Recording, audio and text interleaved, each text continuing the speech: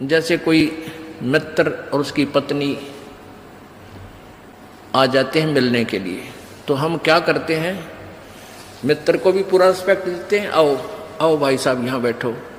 उनकी पत्नी आती है, आओ बहन जी बैठो, और प्लेट ले आवे, सब्जी आप ठा के ले आवे, ले खाना खाओ, है बिस्कुट खा लो, चाय पी लो, कितना प्यार देते हैं।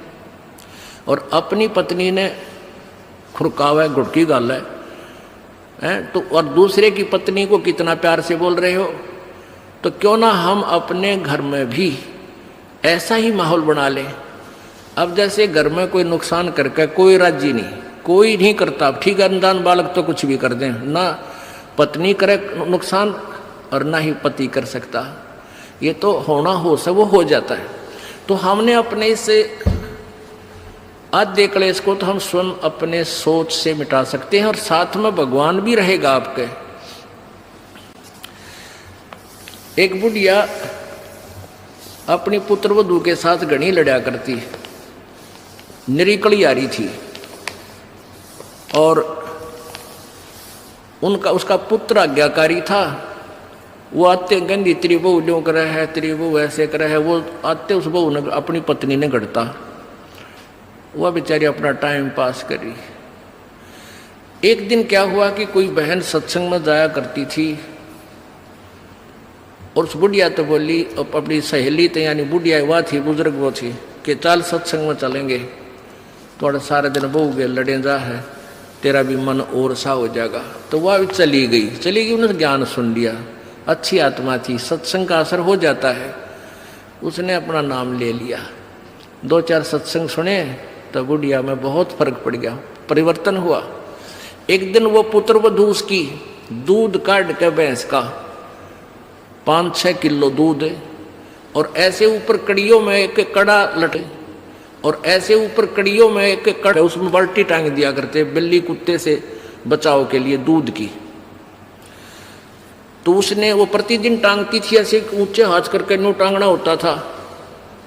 तो वह दूध काट के ले आई पुत्र वधू, और उधर से वो उसका ध्यान दूसरी साइड हो गया, और वो नो करके एक बार तो नो कर लिया, अभ्यास सा था उसका बड़ा है, नो करके नो किया, वो उल्टी साइड तो लग गया, और वो टंग्या को नहीं, उसने सोचा टंग्या छोड़ दिया, वो छोड़ते बाल्टी नीचे गिर गई, सारे फर्श पे दूध फैल गया।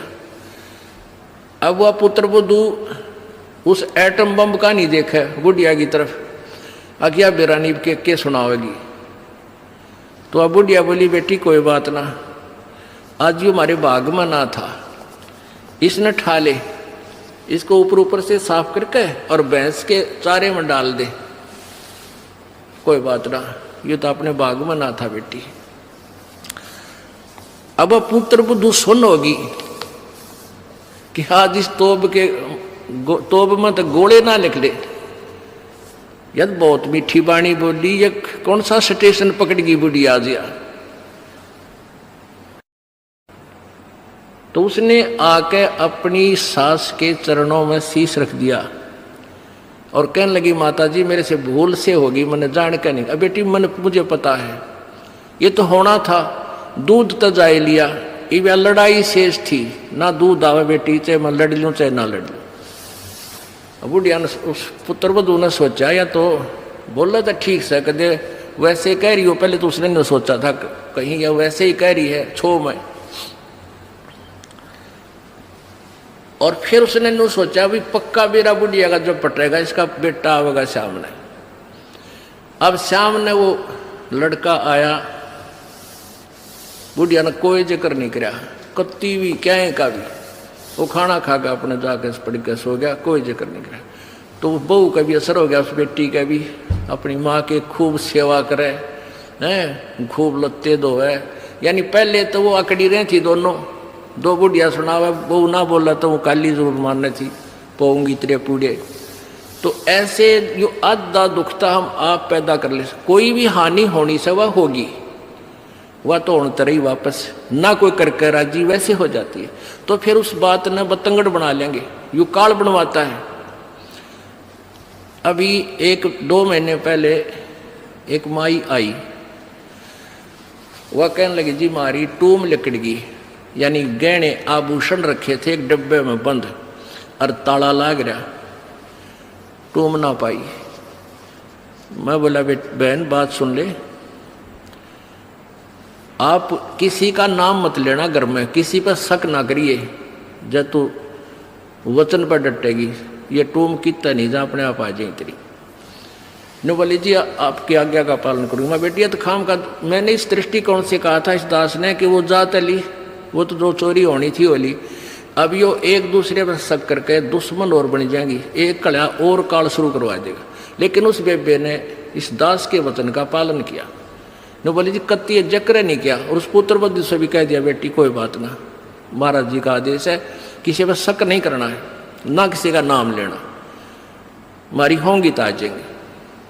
अब 2 महीने पहले 3 महीने पहले की बात थी। अब चौथा दिन 5वां दिन उस दिन आई वह पुत्र वधु और वह पत्नी वह बहन। न्यो बोली जी वह न्यो की न्यो पागी टूम 2 तालियां के भीतर, और इस बउआ का हाथ लगी या भाजी आई कि माँ देख टूम न्यो की न्यो दरी इसमें, और वही डब्बा न्यो का न्यो उन तालियां के भीतर है। कल बताओ रो में चौथा 5वां दिन आकर।